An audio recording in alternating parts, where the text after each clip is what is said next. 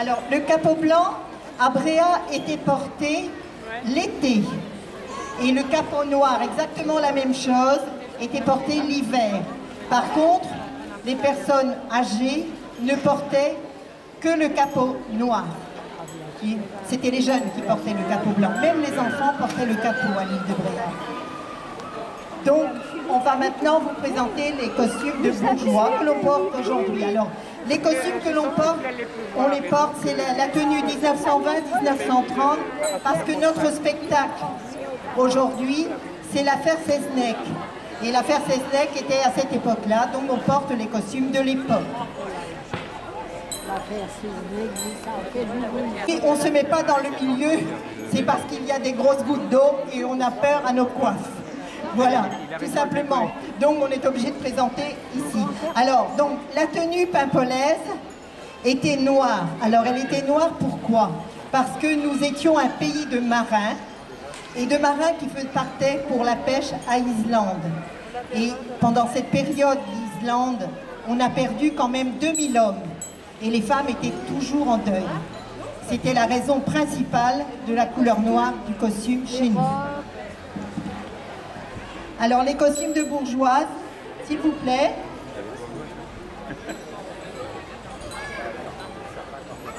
Alors donc, le costume de bourgeois, donc que vous voyez, Aurore porte le costume de bourgeois comme moi. Donc c'était les costumes également des années 1920-1930. Voilà, donc ça c'est les costumes que l'on porte aujourd'hui pour le spectacle. Maintenant on va vous parler, alors le costume de tous les jours était le costume tout simple, c'était le chemisier noir, la jupe, je dois avoir pris une jupe, un tablier, le grand tablier qui donc enveloppait bien. Non.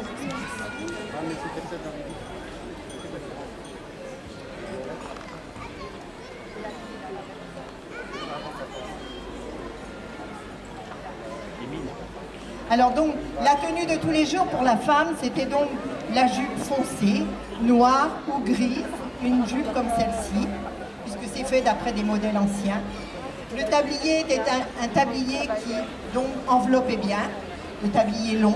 Ça, c'était la tenue de tous les jours pour les femmes. Donc, pour aller au marché, j'aimerais bien la petite cape. On va vous montrer la cape que l'on mettait. Autant chez nous à Paimpol qu'ici à Guingamp, les tenues étaient les mêmes. Il faut savoir que nous, on est dans le Goëlo.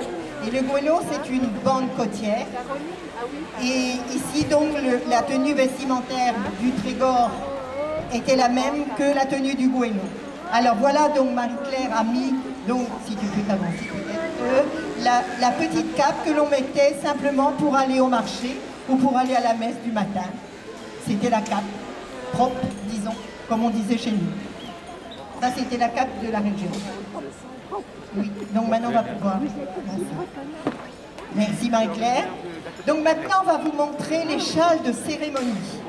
Alors les châles de cérémonie, chez nous le châle qui était le plus porté, c'était quand même le châle noir. Je vous ai dit qu'on était un pays où on était en deuil les 3/4 du temps. Donc la femme, quand elle se mariait en costume noir. C'est-à-dire qu'elle portait le châle noir. Alors la seule différence avec les invités de la noce, parce que tout le monde, ce jour-là, toutes les femmes portaient la même tenue, puisque tout le monde sortait son grand châle, il y avait simplement une guirlande de fleurs d'oranger qui descendait le long de son châle. C'était la seule différence avec les gens de la noce, la mariée. Si elle n'avait pas cette guirlande de fleurs d'oranger, et souvent ça arrivait, parce qu'il fallait de l'argent aussi pour acheter cette guirlande, si elle ne l'avait pas, sur les photos de mariage, on a souvent de mal à savoir qui est la mariée. Parce que tout le monde était habillé pareil ce jour-là. Donc ça, c'est le châle des grandes cérémonies. Merci. Alors, les petits tabliers qu'on vous présente, c'est également les petits tabliers qui allaient avec le grand châle. Les tabliers, plus on a avancé dans le temps, plus les tabliers ont raccourci. On avait des grands tabliers dans les années 1880-1900, et puis les tabliers ont continué à diminuer. Comme les jupes d'ailleurs, ont commencé à se relever. Hein. Il faut dire que, suivant, quand on est arrivé donc aux années 1930-1940, c'était des jupes relativement courtes. Voilà, donc voilà les petits tabliers qui vont avec les grands châles. Donc on va maintenant parler des châles. Il y avait également des châles de couleur chez nous. Les châles de couleur étaient portés suivant les cérémonies religieuses, puisque disons que quand le prêtre avait un ornement rose, par exemple, la femme mettait un châle rose. Tout était fonction de la religion. Donc les couleurs étaient portées par les gens très riches, et là où il y avait une couleur, il y avait généralement toutes les couleurs de la liturgie, puisque c'était porté selon les périodes liturgiques. Par exemple, les saints martyrs, c'était le rouge. Il y avait toutes les couleurs correspondaient à quelque chose. Hein. Donc plus c'était brodé, plus la famille était riche. C'est brodé de fil de soie. Ce sont tous des châles authentiques. Hein. Ce sont des châles des années 1900. Merci. Alors on portait également le châle en cachemire chez nous. Alors pourquoi? Nous avions une école de la marine marchande qui formait des capitaines au long cours. Et les capitaines au long cours, quand ils partaient naviguer, ils ramenaient, parce que ces châles venaient des Indes, les premiers châles c'était des Indes, et donc ils ramenaient à leurs femmes un châle en cachemire. Alors on savait que quand on voyait les femmes avec un châle en cachemire, on savait que c'était une femme du capitaine au long cours, parce que les pauvres matelots ne pouvaient pas se payer ce cachemire. Alors c'est vrai qu'au départ c'était uniquement les Indes. Après, on en a fait à Lyon, on en a fait en France, mais les premiers venaient uniquement des Indes. Donc, ce sont des châles qui sont très beaux. Merci. Alors maintenant, là vous avez le châle tartan, le châle écossais. Alors ce châle était porté les dimanches ordinaires, quand il n'y avait pas de fête spécifique. C'était un châle qui remplaçait les manteaux en fait, hein, parce que c'est un châle de laine, mais ils sont également très très beaux ces châles. Alors ça c'est le châle tartan, qui était porté chez nous et qui était porté ici aussi à Guingamp. Merci. Alors on va passer aux coiffes. On va passer aux coiffes. Alors avec ces grands châles, évidemment, vous aviez les grandes coiffes, les grandes catioles. Chez nous, ça s'appelle plus la catiole. Ici, on appelle, dans la région de Guingamp, on les appelle des cornettes. Mais chez nous, on n'appelait pas ça la cornette, on appelait ça la catiole.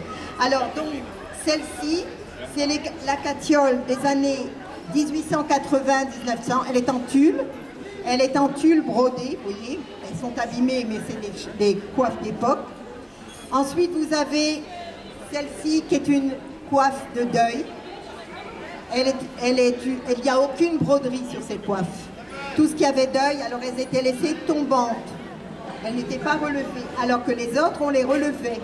Je vais essayer de montrer comment on relève. On fait un carré sur le haut de la tête. Un carré. Et donc, on les relève et elles étaient portées avec... Voilà. Donc, la coiffe était comme ceci. Elles ne sont pas faciles à mettre, je peux vous dire. Hein, parce que c'est très long à monter une coiffe comme ça. Dans beaucoup de régions de Bretagne, on peut monter la coiffe avant. Mais ici, on ne peut pas. Ici, il faut la monter sur la tête. Hein. Donc, c'est pas possible. Alors là, vous en avez une autre également, assez ancienne. Hein. Donc, c'est 1880, à peu près aussi celle-ci. Et ici, vous avez la plus ancienne, alors 1840-1850. Vous voyez comment elles étaient plus grandes. Hein? Donc là, c'est le hénin, ça s'appelle le hénin catiole. Merci. Il y a d'autres coiffes. Ah, le blanc, oui. Alors, je n'ai pas parlé du costume de la jeune fille. La jeune fille, après la communion, elle portait la tenue blanche. Alors c'était souvent la robe blanche, la robe de communion, le petit tablier donc qui allait sur la robe, le petit tablier blanc et le châle blanc. Mais toujours sur cette tenue, vous aviez un nœud bleu à la taille.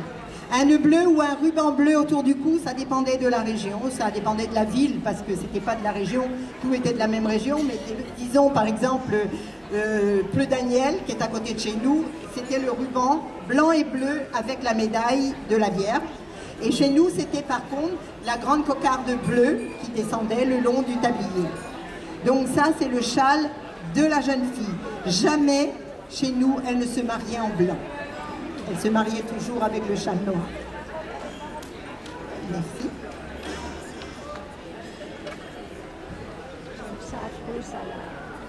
Alors, je vais vous présenter aussi la cape. Alors, la cape qui, à l'origine, est une cape de relevailles.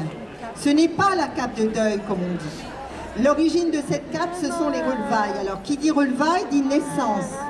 Quand la femme avait eu un enfant, elle devait passer à l'église, se faire purifier, et c'était entre 8 et 10 jours après la naissance. En fait, c'était une fête en même temps, parce qu'elle faisait toujours un gâteau. Et chez nous, c'était un pain de Savoie. J'ai jamais su pourquoi c'était un pain de Savoie, parce qu'il y avait un peu moins de beurre dans le gâteau. Mais je ne comprends pas, parce qu'en Bretagne, vous avez beaucoup de gâteaux, de très bons gâteaux. Mais là, pour les relevailles, c'était un pain de Savoie.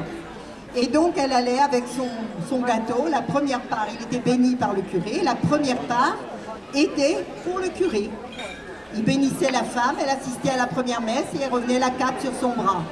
Alors, c'est cette même... Alors, quand c'était les relevailles, c'est une cape qui a servi aux relevailles la dernière fois. Parce que c'est du satin qu'il y a sur la capuche. Et si c'était le deuil, eh bien, on rajoutait du crêpe. Le crêpe, c'est le signe de deuil. Merci. On va parler des hommes. On va parler aussi des messieurs. C'est tout à fait logique. Alors il faut savoir que chez nous, les hommes, il n'y avait pas de tenue spécifique pour les hommes. Pourquoi? Parce qu'on était un pays de marins et que les marins circulaient beaucoup. Et donc, de ce fait, contrairement au centre-Bretagne, vous aviez des costumes travaillés, brodés, donc au centre-Bretagne, ici on n'en avait pas, puisque les hommes circulaient beaucoup, ils voyageaient, donc ils avaient la tenue de ville. Alors nous avons eu beaucoup de mal à trouver un costume qui sortait quand même de l'ordinaire, et c'est le costume que portent les deux messieurs, c'est le costume de bourgeois de Guingamp. Parce que c'est le seul qu'on ait trouvé qui était typique à la région. Donc il est porté, c'est la demi-queue de pie, sur un gilet, sur le gilet, donc toujours le pantalon rayé. La chemise, alors là aujourd'hui, pour les besoins de la scène, ils ont la chemise, ils n'ont pas la chemise à col cassé, mais normalement c'est la chemise à col cassé avec le nœud papillon.